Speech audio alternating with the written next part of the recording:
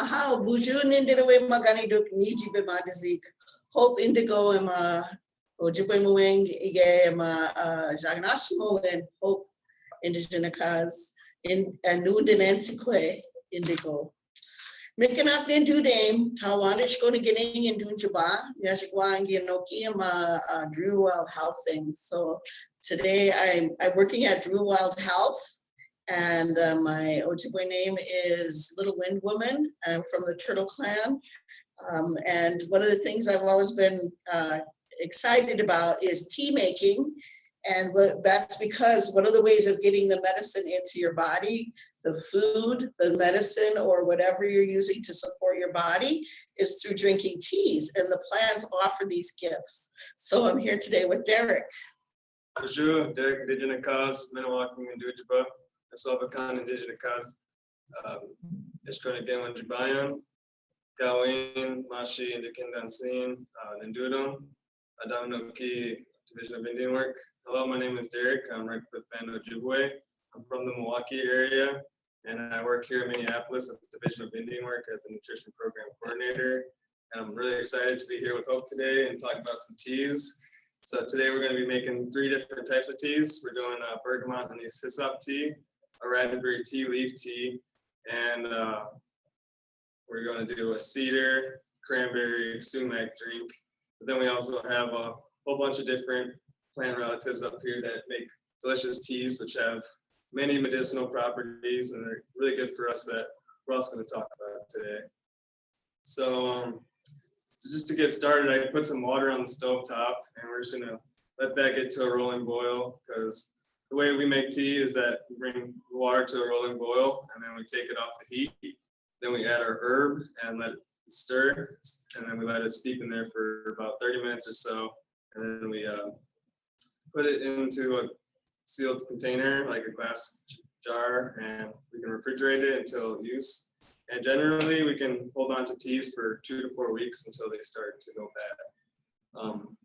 Another aspect of making our teas is that we put a lot of thought and energy when we go harvest these plants, and that we have really good intentions when we work with them. And when we use the plants, whatever is used, we don't put in the garbage or compost or garbage disposal, but as a way to show respect and gratitude towards the plants, we put them down underneath the tree or a bush. I was taught to put it on the east side. And when we put that down, we give thanks to the creator and the plants and thank them for the gifts that they offer us. Then we also think about the ones who taught us about the plants and who shared that knowledge with us. Maybe Hope can talk a little bit more about that. I'd be honored to. My first memory of anything is when my mom was teaching me about plants. I was either 2 or 3 years old, and I remember looking up and she was showing me wild carrot. And then at the same time too, I looked over on the beach and I saw something. I didn't know what it was. I didn't know if it was a plant or animal. And it turned out to be yellow water lily root, which shows up later in the legends. You hear about that root in the legends. What I was taught from my mom and in our family, we would go out picking. So when I was young, I felt like it was healing to be out in the woods. It wasn't always safe inside the house, but it was safe out in the woods. So before you pick, you would want to do your offering. You want to think about, like, what do I have to offer to these living beings? When I started today, I said, Niji Bimadizik, my fellow living beings. So every one of these plants is just as alive as I am. In the language, you hear it all the time, that you're talking either to the living plants, the living animals, the living trees, the living insects. They're just as alive as we are. So make sure that you give before you take. It gives that consciousness of how we're all in this together. I remember when I was little, you'd see Native people out picking and you'd find out, I wonder what they're out there picking. Is it hazelnut season? Is it blackcap season? Is it wild grapes? What are people out there picking? And so my mom would encourage us to go find out what is it and where is it? Where do you find it? So as I got a little older and was told, go help that elder. So these elders, the way they help you is they would teach you, they would ask you, oh, could you get me this? And sometimes they'd say it in the language. They'd say, oh, would you go fetch me some of this particular plant? And then that was my job or my responsibility. That name that I was given, that little wind woman, that came from a woman whose great auntie carried that name, and that was her job. She was knowledgeable about plants, so that came to me through that name. So I carry that responsibility. So today I brought a number of different plants, and I'm so grateful Derek is here learning what he's learning, because he's carrying this on. And that's one of those important teachings, is that we hold a place, but we're doing everything for the next 7 generations. Everything you do is like a ripple out. It affects the next 7 generations. When you go out picking, you don't just say, I want it, it's mine. You put down your offering, you think about that life of that plant, you listen to that plant, and then you count 13 and you pick one. You don't go out there and take all of it. I always think about like the way that people would be respectful of those plants, because, you know, if you didn't, the next 7 generations wouldn't have those gifts. They wouldn't have those medicines. We have so many teachings and so many gifts here. So right now we've got this water boiling, we've got it going, and I've got a number of different plants here I wouldn't mind talking about, like this one right here. Sumac is the English name for this, and Ojibwe you call it Opwaganatik. That's one of the names. There's several different names of this because there's so many gifts from that particular plant. The seeds, for me, I like gathering from the smooth sumac. It has a more tart flavor. The staghorn sumac is also around here. It has less flavor, so that's the staghorn. And the smooth is right here. It has a smoother berry. So what we would do when I was little, we would boil it and use the either cheesecloth, and then you'd get that nice red tart. And sometimes you put honey in there, or you put maple sugar in there, and you've got your tea. Or you could use it as a meat rub. There's so many different ways. The reason you call it Opwaganatig is Opwagan is from the prayer pipe that you use for praying or for sealing a deal. But that what you would make your pipe stem out of, your okidge is what that's called, that pipe stem. You can easily make it out of the sumac, and you can use the roots and the outside bark to cleanse your urinary tract. So each one of these plants, you can't just say, oh, this is just one thing. I brought in 3 different roots right here. The way to say root in Ojibwe is Ojibik. If you're going to say roots, Ojibikun. And these are all like a carrot, so Okaduk, like that. And this is an easy blend. This is like curly dock, dandelion root, and yellow dock. And curly dock is one of the ways you say in Ojibwe, you would say Ozawijibik, which is literally yellow root. And then the other one I should say is burdock. So Wiisinig, which is like you're using the leaf to create a peppery flavor. So you'd wrap meats in the leaf. But in this instance, it's a blend of the 3 different kinds of roots. You grind them down in a coffee maker. You can use a pestle and mortar and mix them together and make a tea for a kidney and a liver cleanse. But now, I mean, so many of these teas are delicious too. So I know being here with Derek, I've been really happy to see him making different things and getting different flavors, so increasing our palates. So I'd love to hear more of what he's running into as he's doing this too. Yeah, it's just always an adventure for me, just playing around with new flavors, and there's so much here on this earth, here on Minnesota ground, that we can play with. And there's so much to explore, and I just find like the combinations are endless. To kind of touch a little bit on the sumac, this is some sumac that was harvested over at Prairie Horizons Farm in Minnesota. And one thing that I don't do when I harvest sumac is I don't wash it, because these berries, they have like a malic acid on it, and the acid is what gives it its flavor, its sweet sourness flavor. So in order to like preserve that, we don't wash them, and we try to keep them in that state. And also I've heard that it's also good for blood purification as well. Yep. And there is vitamin C in there too. So you think about our old foods are often really healthy. And that's one of our concerns nowadays with soil depletion. I work at the Dream Wild Health Farm, and that's one of our big concerns is worldwide, the nutrients being drawn out of the soil depletes our access to nutrient dense foods. So if you're wild harvesting, that's about as nutrient dense as you can get. In the language, you would say Wiisinig, the wild ones, and the Wiisinig, the domesticated ones, or the enslaved ones. They don't get to choose where they grow.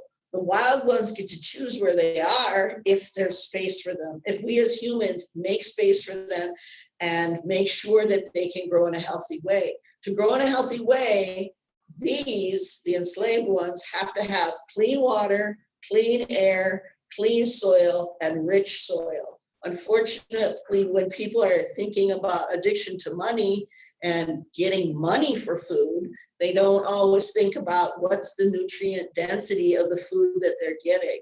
So that's where you get compromised access to food and nutrition. Because when you go out in the woods, it's going to be definitely more nutrient dense than if you get it from a compromised soil situation. I know there's a real concern about that. They're talking about, as it is right now, if we don't change our practices, there will be no soil by 2050. So I think a perfect example of that is line 3. I mean, line 3 is damaging so much of our land. Not only they're pumping water out and our rice beds that grow wild rice, which is staple food for us Native Americans and provides sustenance to our family and our lifestyle, and it feeds our spirit. It's being endangered to greed, and when these waters getting pumped out, it's not only damaging our plants, but our animal relatives, and that all falls back on us. And you know, the pipeline doesn't make much sense because all pipelines leak, so oil will begin into the water, and it's going to fall back on us. So, like Hope said, I feel like the main thing to be sustainable and a good way to have a sustainable mindset is to think about 7 generations prior and 7 generations to the future, and make sure that we're leaving the future generations with what we had or better off. It's absolutely true to be mindful of what you're doing with the land. If you're watching over land at this point, think about how that land's being maintained. Because back in the day, recently I've been running through ethnobotany series about how all land was managed. So you look like, oh gee, it's a woodland. Well, nowadays I can go to a woodland, and if I see certain plants, then I'll know that this used to be an old campsite. So recently I was at an area and I was looking, I was like, oh, there are tons of foods here that are growing here wild. Well, they're waiting for those people to come back who are maintaining those old campsites. Things that I look for are cutleaf toothwort, groundnut, some of the strong medicines that were brought and put together, which normally you wouldn't see them together, but you know, somebody maybe 200, 300 years ago, back in the day when it was all native folks, they brought that food there and made sure that was growing. Or some of the things that were managed, such as like the acorns or the hickory nuts, or some of the things that you know promoted food and clean food. If you're going to continue going back to this site, say a sugar camp or a rice camp, or a place where you are going to garden or have your social gatherings, there'd be places where you're going to see a higher density of food plants. So going down this line, I'm going to continue down this line of plants I have here. This next one is called sweet fern, and it's coming closer to the city because it's getting hotter and hotter. You know, with climate change, we're definitely seeing a change in what's growing out in the woods, as much as, you know, the plants are being affected just as much as we are, as are the wild animals. So this particular one is coming, it's coming closer. I'm not sure why, other than that we have water, the humans are using water, and I know the plants are having a hard time with the droughts. So sweet fern is coming in. It likes sand. So it seemed to be okay later in the summer once we were able to get some rain. So that one, it's a light tea, it's a light flavor. It doesn't hold it for very long. So if you pick it this year, it's not going to have its flavor, say 9 months from now, but it has a light flavor. It was used, the name for it in Ojibwe means it covers things up. So it would be used to cover up your berry baskets if you were picking out in the woods and you wanted to keep insects or whatever, the sunlight off of your berries so they wouldn't start to wilt. You'd use the sweet fern leaves to cover up the berries. But it makes a nice yellow tea that has like a cinnamony like flavor. Some of these are now being used at the Owamini restaurant with Sean Sherman. So I believe sweet fern and sweet gale are over there at this time. Another one that I'm seeing more and more of that we've been using out at the farm to some extent is our sunflower tea. Now, all of the sunflower has its gift, and native people have been growing sunflowers for generations. So this particular sunflower, this is a wild sunflower that was never domesticated. I gathered that out along the Missouri River, and the seeds are very, very small, but they're the same as the sunflowers that were split up into different tribes. So you could look at a Seneca sunflower and you could compare it to like a Pawnee sunflower, and the seeds are going to be different and have different nutritional spectrums. Yeah, have you ever heard the sunflower being like the fourth sister? Yes, I have heard that. So we have our traditional three sisters, the bean, corn, and squash, and that brought much sustenance to our people, and they all have a mutualistic relationship with each other, so they all benefit with each other when they grow. And I've heard that a fourth sister is sometimes referred to the sunflower. It's the sunflower sometimes used in gardens. I've heard that it's sometimes used like growing around the perimeter of the garden to kind of keep deer out and other pests that want to get in all the good treats. Yeah, that's a beautiful point. Thank you. One thing I also noticed is that wild animals, they always go towards indigenous foods first. They know the good nutrients is there, and that's absolutely true. We have a whole segment at Drew Wild Health we're regenerating seeds. The soil is regenerating, and we're trying to reinvigorate old sage seeds. So with indigenous seed keepers at the farm, we have a variety of different corns, beans, squash, sunflowers, melons, peppers, some of our old seeds. And it's right, you're absolutely right. The animals know what's going to be the most nutrient dense and the healthiest. And it's going to be those old foods that have grown with this soil for generations and generations. So it kind of makes sense that that's what they go after. Our teachings is that we need to share.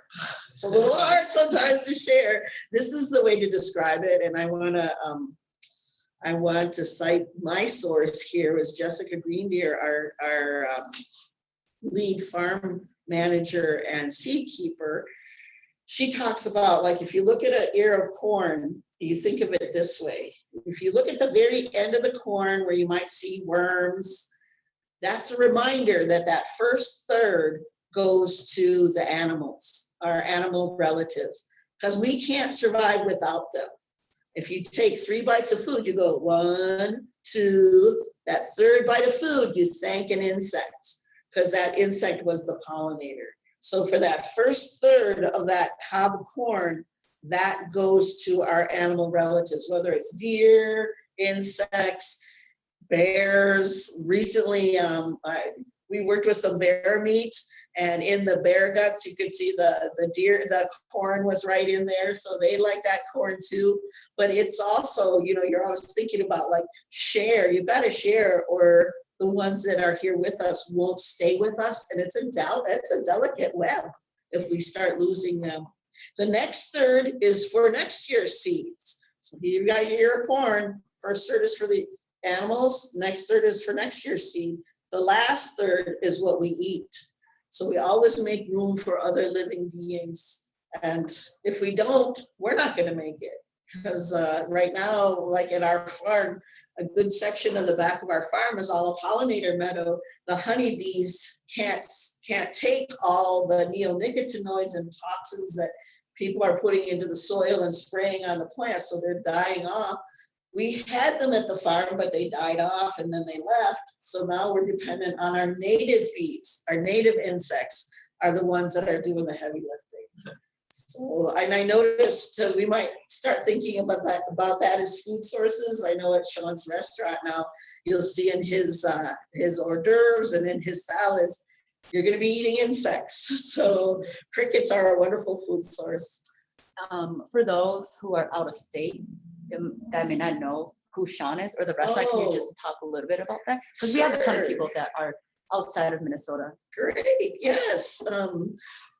Sean Sherman is a Dakota man that has been for years working with natives and indigenous foods, and has come to the understanding of let's get together and build this food system. He and Dana have been working for a long time together to sort of lift this up. Indigenous food sources, indigenous food sovereignty. And the best way to do that is to actually get your hands on the food. So they've done an awesome job. They started off with a kitchen over here at the Global Market, and now they have this world-renowned restaurant. Owamini was noted in the New York Times, and it's all indigenous foods. So it's quite the exciting thing. We have 2 of our students from Bureau Wild Health are working there right now. So we're trying to encourage people to check it out and learn about some of the things that they're doing. We actually have quite a bit of our produce over there from Bureau Wild Health goes to Owamini as well. And to Derek, because Derek is chefing it up at Division of Indian Work. So we want to make sure he's got something to work with here from the farm. Well, actually, I kind of started my culinary career with Sean. I started at the Indigenous Food Lab. When I graduated college, I began working with the Indigenous Food Lab and learned some basic cooking skills. And then also got to work with indigenous plants and animals. Like, for example, probably the best thing I got to work with there was a beaver, which was really fun. I got to learn from Elena Terry how to break it down, and got to experiment with that.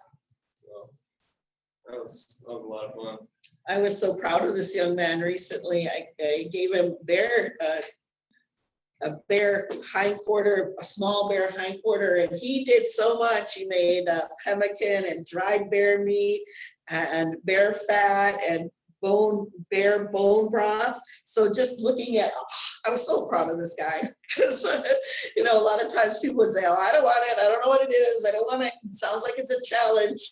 And I think that's one of the things we can do is start thinking about, like, well, what did our relatives used to do? So today I found out that one of the elders that I go to up north, she would use the whole bear paw, and use it in her making soup. Oh, wow. So yeah, that was, I can't imagine that. yeah. And actually I heard about that the bear, the tenderness of the foot, it was actually considered a good food source right there. So rethinking access to foods. So right now we still got our big crock of water heating up, and any of these things here could be potentially tea sources. Most of the plants that I deal with as teas, because that's one way to take them into your system. When the non-native people came to this land, you know, there wasn't such a thing as smoking. And you're like, smoking? You're gonna bring up smoking? Well, smoking is when you burn something and inhale the fumes, it's a drug delivery system. So if a plant that's used as a medicine is not being taken in through tea, you might be taking it in through inhaling. So there's a few here that I brought that are good examples of that. This big chunk in the very front is a very, very strong medicine we've used for thousands of years. In English, you call it chaga, right here.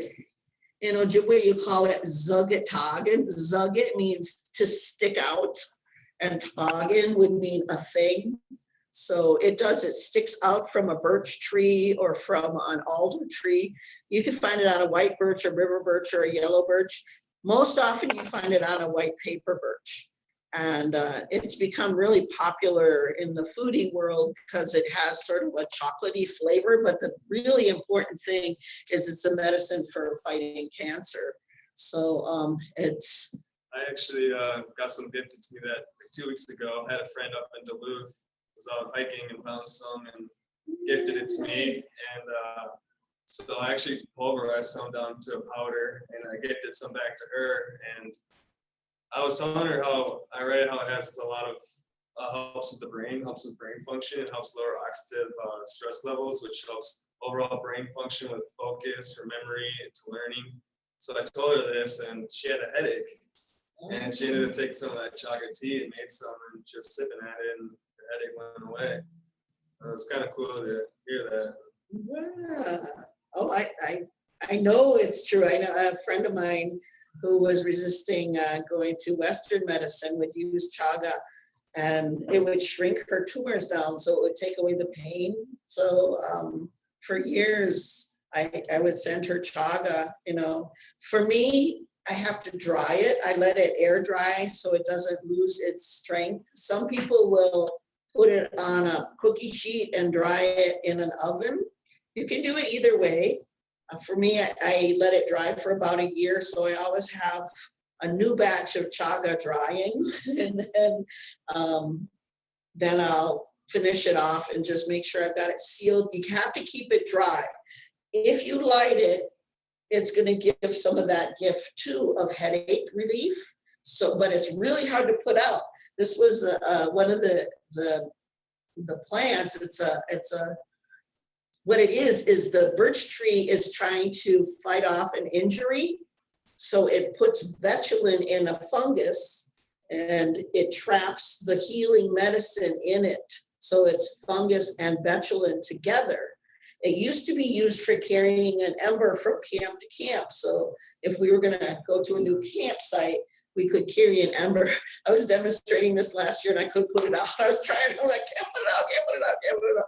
But it does work that way. And then you can and breathe in to fight headaches and stuff like that. So yeah, that's one of those for that. Right next to the chaga is creeping snowberry. And that's a wabuzo baboon. Wabus is rabbit. Bug means a leaf. Means like little leaves. So little rabbit leaves would be how you'd put that together, creeping snowberry. And it really does have a little white berry that tastes like a cross between a peach and wintergreen. But because of the, it's right in front there, because of the drought this year, I did not find the berries.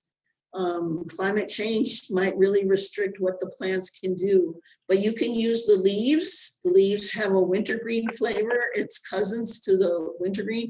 I always tell the young ones that the plants are just like us. They're exactly like us.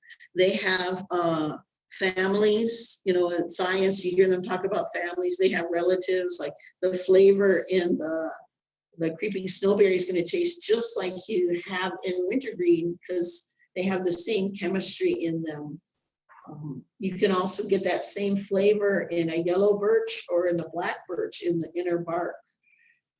It doesn't last long though. So if you're going to use that wintergreen flavor, it can last up to a year if it's kept sealed off. But if it's not kept sealed off, I've noticed that if I'm going to use something for a tea like that, you want to probably put it in the freezer. So this year, we were picking sweetgrass to make sweetgrass tea, and I just keep it loose and put it in the freezer. So if I'm going to use it for a tea, it's going to keep that flavor. Very cool. It's almost there. Starting to bubble up at the bottom. One of the more common teas that you'll hear nowadays that I never ever heard of when I was young is the flat cedar tea, the Wiisinig cedar tea. It's been used for a long time So what you would do is the flat cedar has vitamin C in it. So when the non-native people came to this country, they were suffering from scurvy and a lot of vitamin C deficiencies. Native folks had all sorts of little tricks up their sleeve for getting enough vitamin C through the winter time. And definitely the cedar is one of them. It's used for a lot of cleansing properties. The vitamin C in the cedar would keep you from getting scurvy. So some people attribute that to how people would do that. When you gather it, look as you always look for plants that are away from areas that were sprayed. So there's no like road residue, residue, or there's no spraying, because people love to spray to kill things. It's hard to find places that are really clean, but look for places that are as clean as possible. And then the cedar, you're going to look at it, make sure it's flexible and green and healthy. And then you're going to not boil it, because if you boil it, you're going to get a layer of oil on the top. And that oil, the oil is wonderful, but it's toxic if you drink it. So don't drink it. That's another thing. We always have to be careful with, be sure you're not getting into something you've never tried before and your body doesn't do well with it.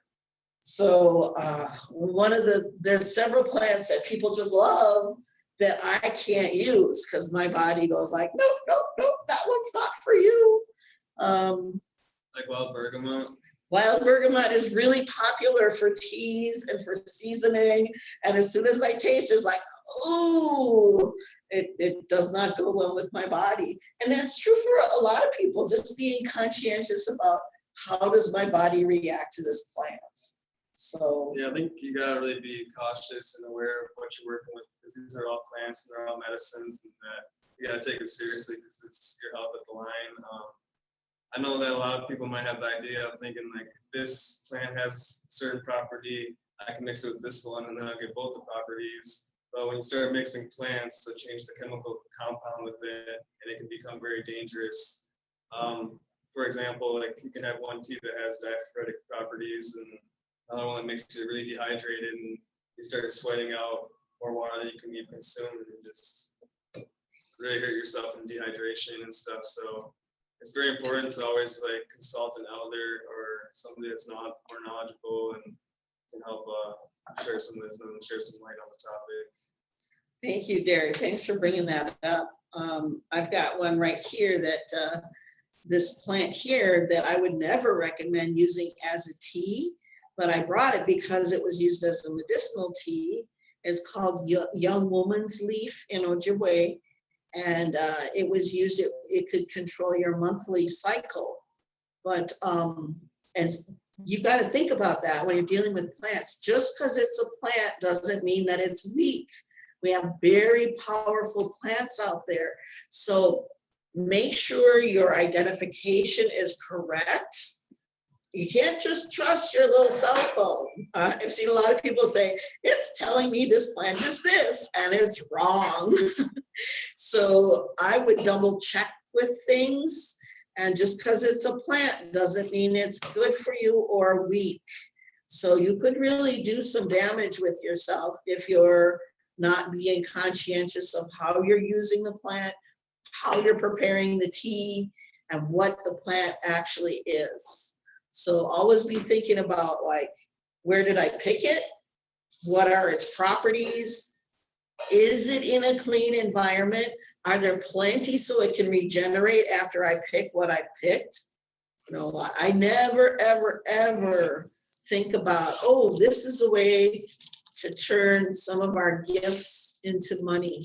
Money is one of the things that in our society, in the Native way of being, you think about money as an addiction. The society suffers from an addiction to money, and if we turn our gifts into money, it disappears. So I don't want to be treated like I'm an object. There's something that's associated with money. Why would we do that to another living being? So You don't see that. I'll tell a quick story about that. That young woman's medicine, in English, you would say tansy. It's a really strong, you could die from it. Some people would use it as to get insects away from you, so they might put it in their hair. Or some, like I said, the leaf would change your monthly cycle, but it also causes uterine contractions. When I was a young lady, I remember visiting up north, one of the reservations, and I was showing a little girl about this tree, and I said, here, you see this quaking aspen tree, you can make a tea out of the bark, and it'll take away your headaches, you know. So I saw her mom was looking at me, she had her arms folded, she was looking at me, and she's listening to me teaching her little daughter, you know. And I'm like, oh boy, that mom doesn't look like she's happy. I'm like, uh-oh. So is everything okay? And she goes, that very tree that you're talking about that saved that little girl's life when she was little. She said, I shucked off the bark. So we didn't have any way to get into town. We were out in the woods. We had a big old horse trough, and we put water in there, heated it up, put that bark in there. So made a tea, but didn't drink the tea, cooled it down and used it as a bath. So she absorbed it through her skin, and it took away the fever. So at the same time, she said, and I don't want to hear about you using that plant, you know. So she was giving me a little warning about the ones that you can use and the ones you shouldn't use. Oh, well, we got our water up to temp, starting to boil now. So to make the tea, generally I do like a quart of water to like a handful of herb. I mean, obviously it kind of depends and varies on the herb and depends on like how the herb is processed. So if you have like a whole leaf, it's going to be less potent if you like pulverize it into a powder.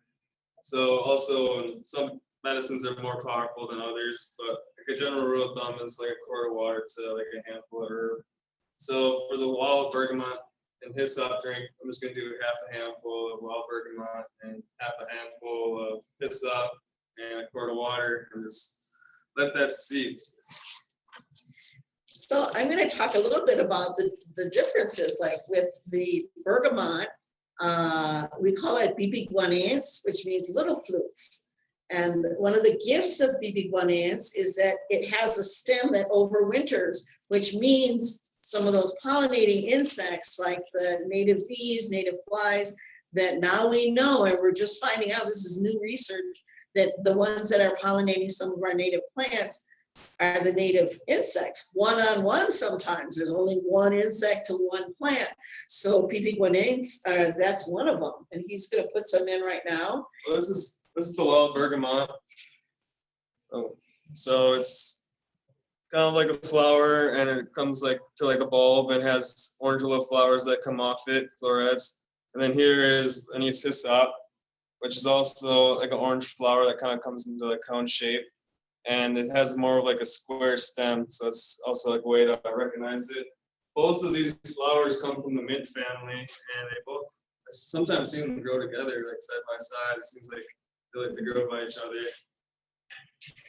So back in the day, like today, I delivered some of the bergamot to an elder who requested it, and I just dried it and then bring that to her, and she uses it, and different people use it in different ways. So usually if an Ojibwe person was asking for it, it might be for a tea to fight flus and colds, or if a Dakota or Lakota person was asking for it, they would use that as an attractant. So you would rub it on, you know, usually the men too, especially would use that, rub that bergamot on. So some people would say too that that would be a way to break away from things if you're looking like you need to break away from things. So there's different uses for these plants. So that particular one, bergamot, if you ever taste hyssop, that one, it tastes like licorice, like a black licorice. And if you go up north to some of the homes up at some of the reservations, you might see, like, I remember seeing around at Red Lake sometimes, seeing that people would have hyssop growing on the edges of their property.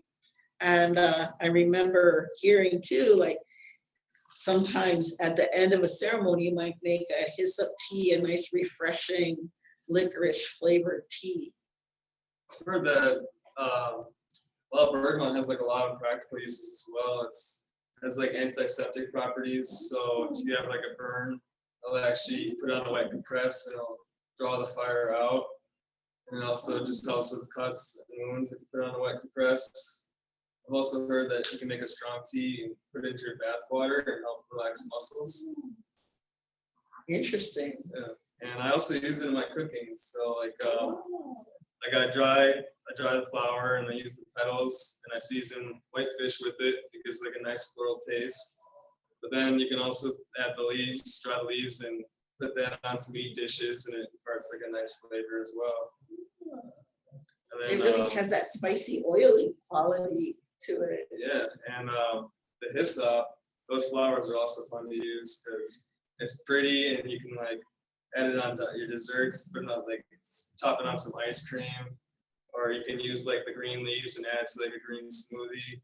One thing I did want to try is, you know, you kind of talk about that licorice taste. I feel like I couldn't make a good sugar alternative, so I want to try experimenting with baking or maybe trying to impart the flavor onto some like jams and jellies.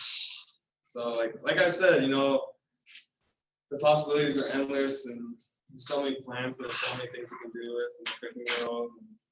It's gonna be fun to experiment with it.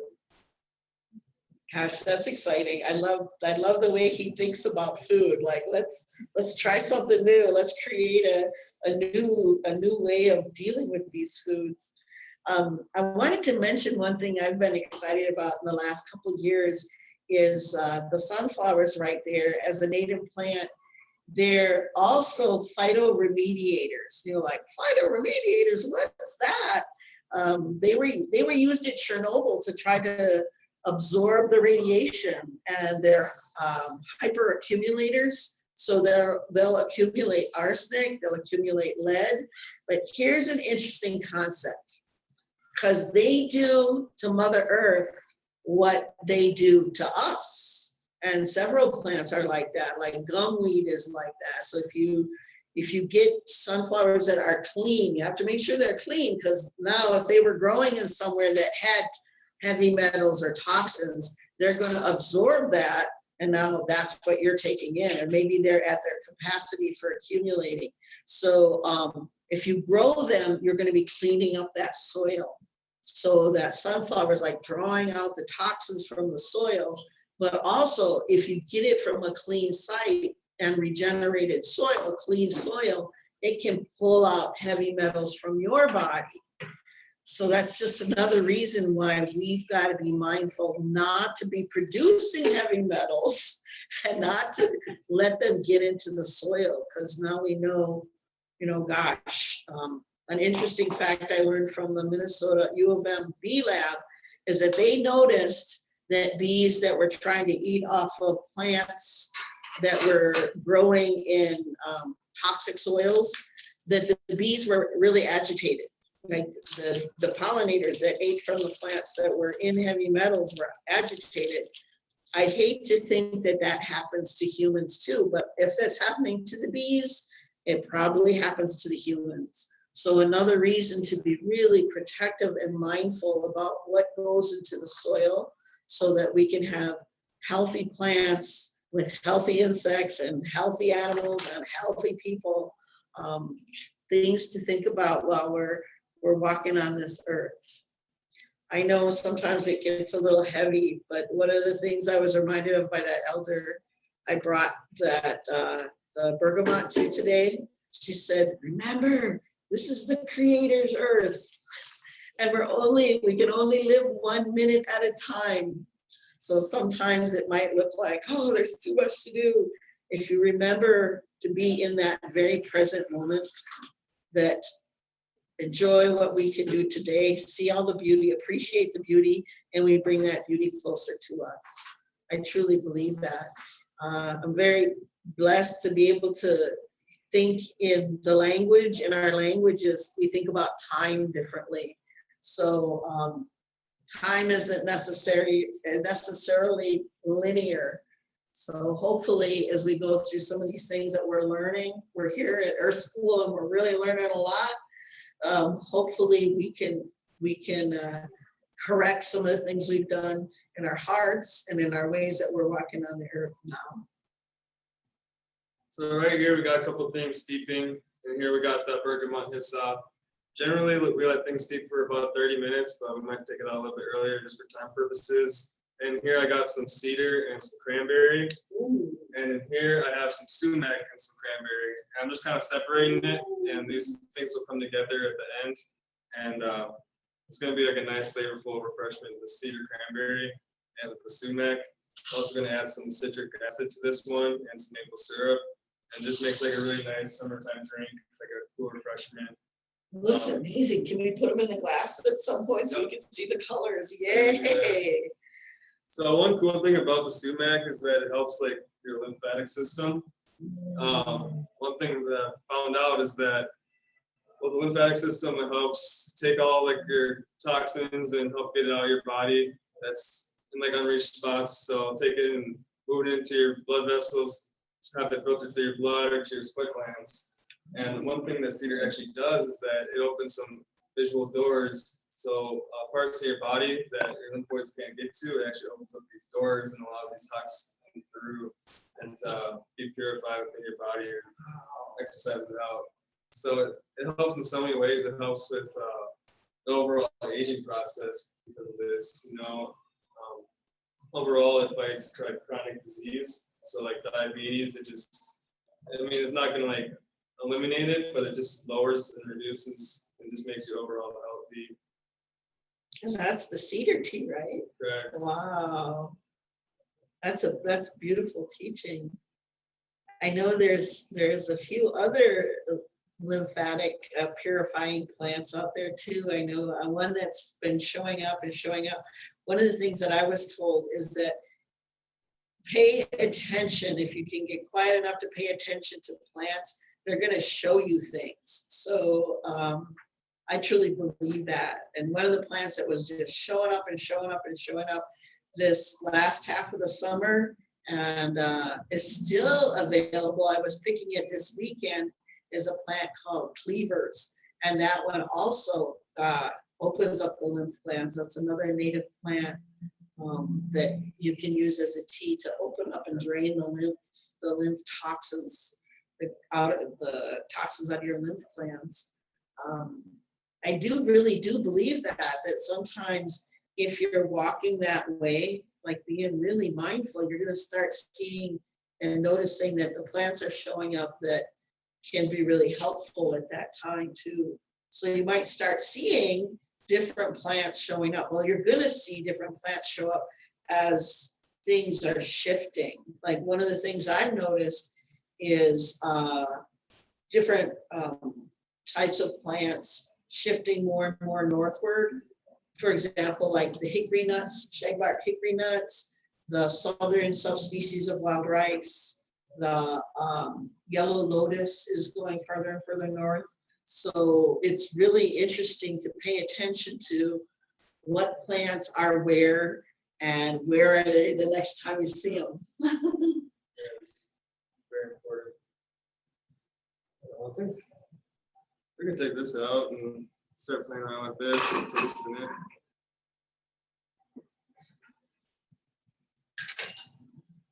So right here is the Bergamot Hyssop tea, and we're just gonna strain it. I mean, it's not always the most pleasant to have herbs in your drink, but sometimes I do like it. Depends on the herb. Sometimes I like to have little morsels or pieces in it. What a nice color too, that yellow. That it's a bright. I really filled that up to the brim. So yesterday I was here shopping at Seward Co-op, and I got some honey. Yay! I was playing around with it today because there was like a whole bunch of different honeys and I kind of wanted to try them. So we got some Savory Spring, some Alfalfa, and some Basswood. These are all locally sourced. I think it's always important to try to locally source all your food, because not only it's being more sustainable to the land, but it's also helping support local economies, and it's also just good for the plants, and it just makes sense, I think. So I mean, kind of all the honeys, they're all pretty similar, but they a little different. I feel like this alpha one, which is lighter in color, is a little more mild and not as sweet. And the savory spring one is kind of more, I feel like, earthy.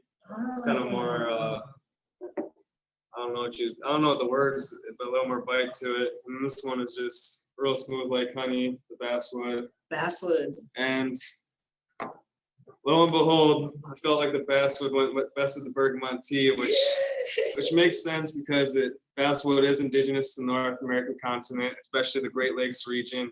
And these plants are from the Great Lakes region, so it really makes sense that they go together. So. The way you say basswood in Ojibwe is weegoob, and there's all sorts of gifts with the basswood tree. When the leaf first opens up in the spring, you can eat it as a green. In the spring is when you gather weegoob for stitch and bark. So you use the inner bark, and you can coil it, and then keep it. It lasts for years and years and years. Your weegoob twine. You can use the wood is really soft for carving. So some of the tribes, if you know of some of the tribes that have masks, it's usually from the basswood tree, and often the masks are carved out of the living tree. The flowers make a fantastic tea. So basswood tea, from the flowers, you gather them and dry them. They don't hold their flavor very long, but it's a delicious tea. You can smell it for quite a long distance when it's in flower. Also, the little flyers, it's where it carries the seeds. It looks like a little green leaf. You can even make tea out of that. Now, that's supposed to have vitamin E in it. I don't know if that's absolutely true, but I remember hearing that from someone for making a tea out of the flyers of the basswood, where the little seeds hang down. I was actually trying to find some basswood because, as you know, well, actually today we released an underground oven video cooking a duck and squash and utilizing some burdock leaves. But in order to wrap the duck, I was looking for some basswood bark. Instead of using twine, I wanted to use the bark to tie it together. But fortunately, I couldn't handle any, but find any. But I was just. That's me. I got it. Yeah, but if you guys haven't checked it out already, Seward Co-op, they posted a video of me demonstrating underground oven. So I built an underground oven, which is a pit in the ground, which is about 3 feet wide and 3 feet down. And I surrounded the inside of that wall with rocks, filled with rocks. And inside that pit, I had a fire going, and I heat up those rocks for a couple hours. And then I added a squash inside there and a duck wrapped in burdock in there. Like Hope said, it gives like a nice peppery flavor. And after about 2 hours of cooking, I took it out of that pit fire, merged it from out of ground, and served it on a plate. So you can find that demo online on Seward Co-op. It's a cool little video. That's so awesome he's doing that. Yay! So that was a perfect way to keep a hold of fats and flavors. Because back in the day, you know, if you're roasting something over a fire or drying it over the fire, you're going to lose the fats. Fats are hard to come by. And I was so impressed with Derek when I gave him that bear. He used that bear fat right away and canned the fat. So those fats were really, really highly valued for your hair, for your skin, for your medicines. You know, it's still today. Last week I traded someone a little bit of that fat you gave me for several pounds of rice, because it's like, you know, that's the way to do it. Food's the most important thing you can get. So the barter system is a great way to make trades here in Indian country. I mean, we're not really relying on money. We don't really need money. We all have a gift. We all have a talent, and if we learn how to nourish that talent and gifts, we can make a living from it, and we can be able to help others and receive things from others. So it's just staying in tune with yourself and trying to walk in a good way. We call it Minnow Bimadiziwin. So just walking in a good path and staying focused on the creator and I do things good. It's beautiful. So ask, if you ask and listen for a response, it's sort of like being mindful about how you're walking on this earth, never to disrespect other living beings, whether it be humans or the plant world, whatever. You try to walk in a good way, to be respectful. I really liked what Derek was saying about the like making an underground oven, because when you do that, when you think about like, oh, how did our relatives do these things? Because you start noticing that sometimes those kinds of practices show up in our legends. So we're getting up to story time. I feel really grateful that one of the elders from northern Minnesota, Ona Kingberg, passed on legends to me. And the legends are living beings. I have to treat them as living beings and feast them and thank them. But one of the legends from this part of the world and from the East Coast and from even up north of here, all around, one of the legends talks about that practice of using the large leaves to cook the ducks and the ducks' feet standing up. It's a cool little story. So what I just did here was I took that cedar tea mixed with the cranberries. It's a really light color. When I make cedar tea, I like it really light. I either have it almost clear or just a very clear, like almost a very light color of yellow. And then I took that, put in half of it in this glass, and I took the sumac cranberry mixture I had and mixed it the other half. And now I'm gonna add some citric acid. Today I'm just gonna use some lime juice, just add a couple of squirts. And then a little bit of maple syrup. This is also locally sourced. I believe this is from Hudson, Minnesota. There's a little bit of this. This is really rich puree of maple syrup. And you can also add a little pinch of salt as well. But I'm just gonna give this a nice little stir. And I like this refreshment chilled on ice, but it's good either way. All these drinks can be either drinking with ice or drinking hot. So now it's just the raspberry tea leaf. It's just gonna be the same thing as like the Bergamot Hyssop tea. We're just gonna put some boiling water in a pan and let it steep in there. Take it off the heat and let it steep for, you're supposed to do 30 to 40 minutes to get all like flavor and all the medicine and nutrients out of it. But yeah, we're just gonna store I want to say thank you. I too am a member of Seward Co-op and have been for many years. I love that there's the ability to buy small quantities, because sometimes you don't need to have large quantities, especially if you're doing, say, a mixture of things. I was so grateful to see that Seward carries things like rose hips and some of our things that are our traditional foods. One of the old sayings used to be, an efficient Ojibwe woman would carry her bag of rose hips with her, because you would have that source of vitamin C and that flavor of like a waxy apple. That's how I think of it as. You can make jam out of it. You can put it in your soups. Soups were usually some of the best ways to not lose the nutrition. So a lot of times that would be a really good way to make sure that you're able to get as much as you could. And that's raspberry leaves. He's taking a handful of raspberry leaves right now. red raspberries, they got a special place in my heart. They're actually my favorite food. So growing up, my family had like a raspberry bush, and let's just say it's kind of like my raspberry bush, because whenever like a fruit ripened, I was the first one out there. And I was like an early riser, so usually the first one up in the morning, I go out there and grab all the ripest berries, and usually won't leave much of my family, but it's all right. Early bird gets the worm. To me, that was the epitome of luxury, because I remember picking raspberries, and the concept of having raspberries in my hands and the juice of the raspberries, that was luxury. That's the true definition of luxury to me, because it's just, to me, that's just the beautiful, beautiful gifts that we're given all the time, that sweetness and the texture and the flavors and the crunch of the seeds. just being able to experience that whole thing is a real gift. Sometimes people would use the roots as a mild stomach helper. The roots and the leaves are mild stomach helpers. If you need something a little stronger, blackberry leaves are a little bit stronger, and the blackberry roots really will stop you up. So if you have like a loose system going on, that's part of that gift of that plant. There's actually a lot of studies going on right now with the raspberry tea leaf, and these studies are being based on pregnant women. It's kind of believed that raspberry tea leaf has positive effects for pregnant women and postpartum women. So there's like a fragrant compound in the raspberries that actually helps strengthen and tone uterus muscles. So it kind of just helps with like the delivery and after that.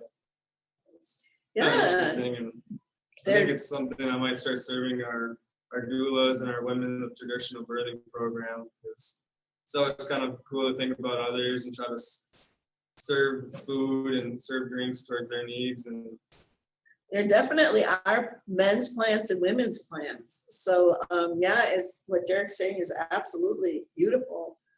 There's like, if you look at plants like motherwort as a toner, that'll tone your uterus, or some of those plants are used like that. If you look at something like mayapple, that's a men's plant. So there's different plants that are specifically addressing the different sexes. So it's interesting, in the Ojibwe language, there really isn't you're not going to hear somebody say, he did this, she did this. The difference is it'll be animate versus inanimate. So if I'm talking about raspberry, the raspberry is animate, and a strawberry is inanimate. So you have to think in those terms of what's alive and what's not alive. You're always thinking about it, because you have to use those verbs differently and those nouns differently to talk about everything. So a kettle is a kekuk, that's alive. These are alive, you know. So it's different. It's a different way of looking at the world. You get a whole different set of glasses. that's what I feel like I need to start putting more of my focus in, like learning the language, because I feel that it is really connected with the food and our spirit. And if I learn some of the language, I can start growing faster in my culinary journey and start learning our plant relatives and learn their uses, and hopefully they'll talk with me. And I don't know, it's just something I want to start working on and starting to develop a little bit more. So well, I'm excited about your journey. I know, you know, once you get started on that language journey, it's not easy, but boy, oh boy, is it a gift to have some of the different ways of being with the foods. The way you would say tea, like for these, you'd say anibish abu. Anibish means leaf, and abu is liquid or drink. So anibish abu. So if you were to say gijiko anibish abu, gijik is cedar, anibish is leaf, even though it looks like scales, and then abu is the drink. So zinzibakadwabu, or the sugary liquid.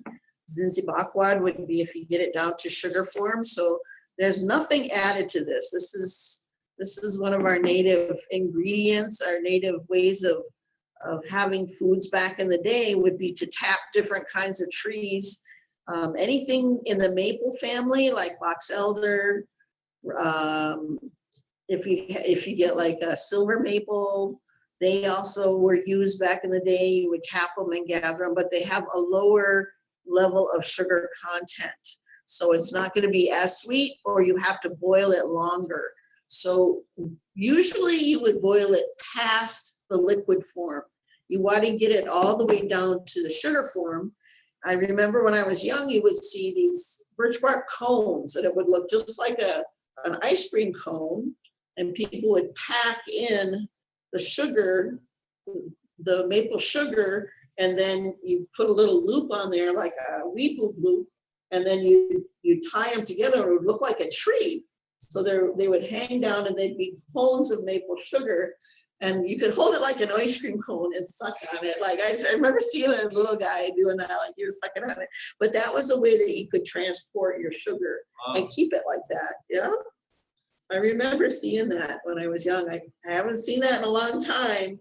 So it's good to think about, like, ooh, what did people used to do? People would pack it in macaques, like in birch bark macaques, and seal them. So birch bark was used for so much to keep out. If you fold it, you can fold it so that it's airtight, or it's keeping out any holes. The healthy birch trees, which are hard to find now, would make sure that you could seal it off and then keep it somewhere where nothing could get at it. It's also water repellent. It's Yes. really cool. And something that's a unique property that not many plants have. Right, right. You can tap birch, and at home I've got 2 jars of birch syrup. So if you do the white birch, it's similar to maple syrup. It has more of a woodsy, a little bit of a sour taste, but a definite woodsy taste. Now, if you were to tap like a yellow birch or a black birch, then it's going to taste like sweet wintergreen. So the different trees that you tap are going to give different flavors. That's just another example of how there's so many possibilities with cooking and culinary world. Yeah. The different flavors, there's so many endless opportunities. Absolutely true. Some of my favorite plants that give off a sweetness. Another one is Ojibwe, you call it agungusimanug. It's little chipmunk berries is how you translate that. In English, you would call that false Solomon seal. And the berries sweeten up after after it gets cold out, and that's true for quite a few of the berries, like the high bush cranberries, the mountain ash berries. Some of those berries that you might see on the trees right now, after the first frost, they're going to get sweeter if they're still there.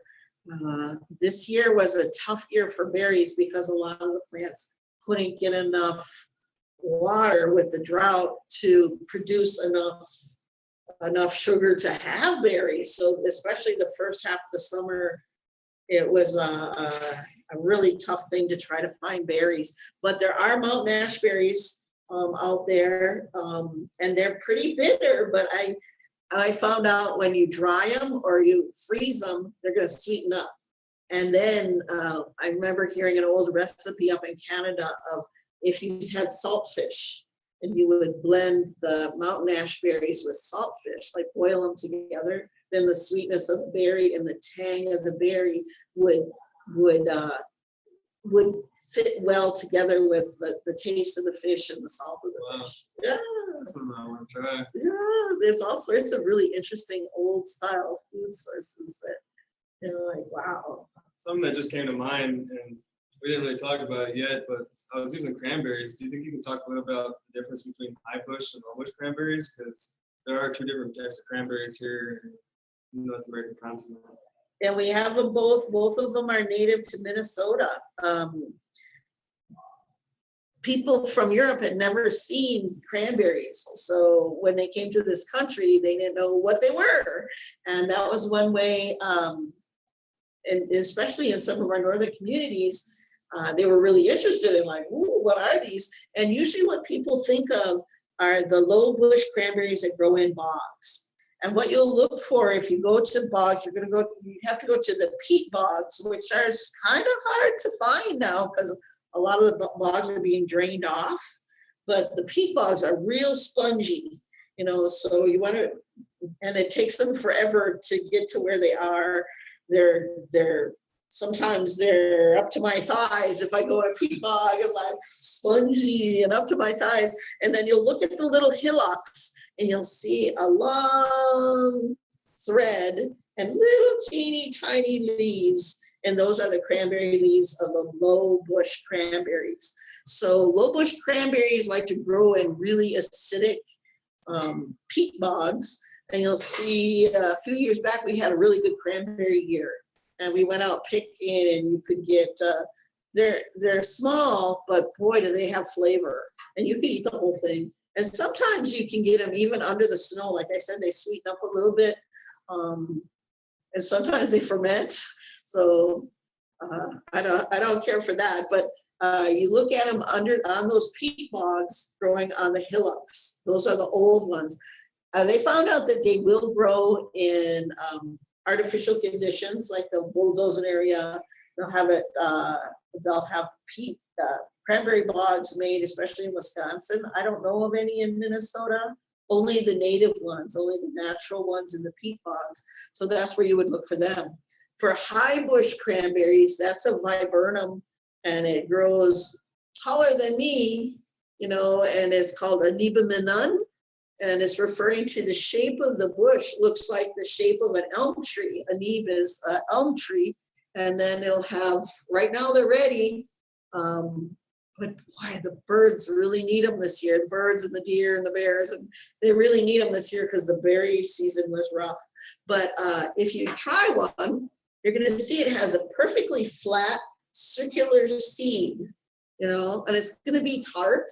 It's going to look like a cranberry, a little bit see-through. Gosh. Better compared to the low bush? To me, a little less bitter. Yeah. But I mean, everybody has a little bit of different taste systems. I really like both of them. And they have cousins too, like the high bush cranberry has a cousin that some people call wild raisin, some people call black haw. We found a good patch of them just north of the Twin Cities here a few weeks ago. And it's interesting because they're perfectly black, obviously the high bush cranberries are red, and they got that juicy tartness. But the black haw or wild raisin, they're more dry, but they definitely taste like a raisin. They also have that flat, round seed. So you have to look up if you're looking for them. You look up, and sometimes they hang down, sometimes they hang up with reddish stems. They like water, though, so you might look in ditches if you're going to look for them. So that's what you would look for. It's good to try the flavors. I was really excited about you can raise them if you get them and plant them in their yard. I want to suggest for anybody who's watching, please plant native plants. If you plant native plants, you're going to support native insects and native birds, and they're all having trouble. We've heard that maybe as many as 30% of the insects are down, as many as 30% of the birds are down. We need them, so just to have healthy biosystems. So to support them, plant wild plants or support wild plants, or if you can keep people from cutting stuff down or burning stuff down, please do. Because I notice, like at our farm, I have a little area that I just add stuff to every once in a while. I'm going to see, like, will this plant make it if I put it in this little wild area? And it's usually something that's going to support insects. If not to a flower, then through the stem, so they can overwinter, And I love to see what hangs in there with me. An example of that's perfect is the cup plant. The cup plant.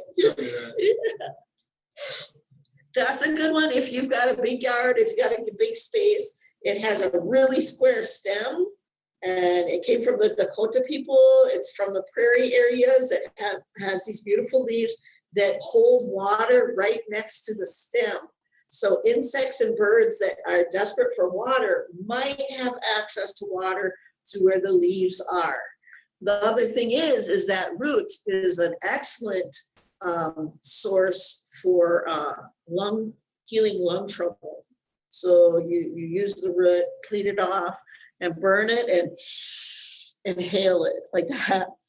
You inhale the smoke of that plant. Our relatives knew that years and years and years and years and years ago. And when non-native folks came to this land, they found out that even though it wasn't native to the area, they found it up on Bear Island at Leech Lake. So people were trading these plants, medicinal plants, food plants, for thousands of years. So clearly with the corn, with the beans, the squash, but also some of the plants that you might not identify as a domesticated plant, but were helpful plants, were brought and planted and nurtured to produce whatever their gift was. I think it's very important, a cool idea to know that as Native Americans, we weren't really basic. We didn't stay tied down to one area. We did have complex trading systems. And I had a friend who's Dene, which is from the Arizona area, and he told me a story that his grandpa got beaver. Wow. Someone brought beaver all the way down from Canada, all the way down to Arizona. Oh. And it was, you know, like, you would never think of that, like, happening, like, before trains or automobiles and whatnot, but this is. Well, food was a great motivator, and our people were traveling this whole continent.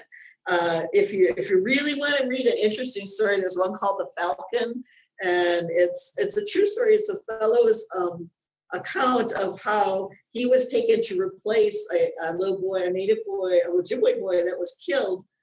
He was non-native, but as always happens, of course, he gets taken into the family to replace that child. And he tells about, oh, we want to go hunting moose. So they go up to Kenora, Ontario. Oh, we want to go look for bears. So they go over to Turtle Mountain in North Dakota. Oh, we want to go hunting buffalo. So they go down to Sisseton, South Dakota. People were not isolated to one space. It was all across, you know, people knew about things. We have stories, we have words about beluga whales, you know, so you know that at one point people were up there by Churchill, Manitoba, looking in the ocean and seeing beluga whales. Native people weren't like sitting, you know, in their one little itty bitty spot. We're traveling all around, and you can see it through the food. And as I said, each one of those things represented food. And you'll always hear, you know, one of the Ojibwe prophecies was, you're going to live where the food grows on the water, and that's wild rice. Nowadays, you know, I was listening to some of these comments about ethnobotany, that the wild rice was a consistent food supply. When you get to other places where it might be prairie turnips, teepsina, like that, camas lilies, so like these different kinds of sources of carbohydrates, harder to grow, harder to find, maybe not as dense as wild rice. So there was there were bigger gatherings, it sounds like trading gatherings. So if you were at a place where there was wild rice, you could be independent if there was enough wild rice and just hide back in the woods, you know. So some of the communities still can be pretty independent with that wild rice if the climate is okay and if there's enough water and if the water is clean. If the water is not clean, the rice will not grow. Humans, unfortunately, they want to put their house right on the lake, and then that dirties the lake and the rice won't grow. So you've got to have those clean, wild areas. And it's good work. It's important work. I'm seeing a lot of restoration during our native foods. I know making a comeback with the bison. There used to be 60 million bison that roamed the Great Plains, and fortunately they were mass executed during colonization. And now we're making an effort to bring the buffalo back and trying to bring back other food as well. And it's just very important because it's meant to be here on our land, and it fed our spirits, and it's our way of life. And when we lose these things, we may go as well. I think, you know, I remember doing some bird counts down by Shakopee, and over by the buffalo area, that's where you were going to find all the rare birds, because the buffalo dung, the buffalo trampling, we found out that those old biomes are so deeply connected to the animals that used to be there. So if it was like in Minnesota, when the elk were here, when the caribou were here, when the mountain lions were here, things were different, you know, and it supported really healthy biomes. Let's see what we can do to restore what we can. I would love to try some of the teas that you made. Do it. Yeah. You want to Can go I try in? Yes, dive on in. the cedar tea? That's the bergamot. That's the bergamot? That's like the cedar cranberry one. Oh, cedar cranberry. The sumac. Wow. Let me strain out this raspberry one so you guys can see it as well. Oh, that's delicious. Oh, I really like that. I also have another one that's similar to that, but it's like juniper raisin. Oh, do you use the juniper, the prickly part or the berries? Berries. Berries. So these are all pretty much mild teas. You can get a darker color if you put in more herb or you let it steep longer, but these are just mild teas, and they all have good flavor. These, the Nicholas Hyssop and the Bergamot and the raspberry tea leaf, they kind of similar tea, like a taste to like a black tea or like an Earl Grey. Or this one is a lot more like refreshing, like a summertime drink. You can feel it. Yeah. It's definitely refreshing. I remember an elder from Red Lake used to ask me to get the juniper berries for a tea for her breathing system. So I know, I mean, a lot of these things we don't think of anymore. People don't, I'm getting less and less requests for stuff because fewer and fewer people know the uses of the plants. But maybe if you can get out there and start learning and spend some time with the plants, you know, it's always a great way to find out more about what's around you. I'm so grateful this young man here is learning what he's learning. I'm grateful to have Hope, who's willing to teach me and always being so grateful and sharing things with me. It's really a pleasure. The way, if you ever really do learn about the old native way of being, is we're just placeholders, you know, like I'm just a placeholder for the next person who's going to take on this responsibility.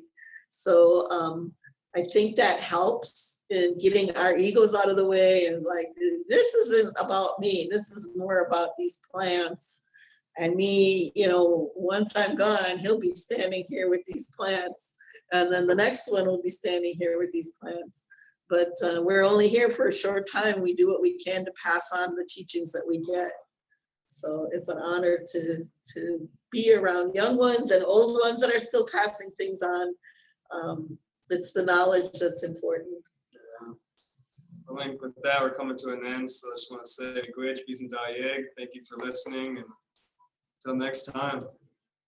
Yeah, I just want to share that everyone is just saying thank you for your knowledge, wisdom, and information you're sharing with everyone else. So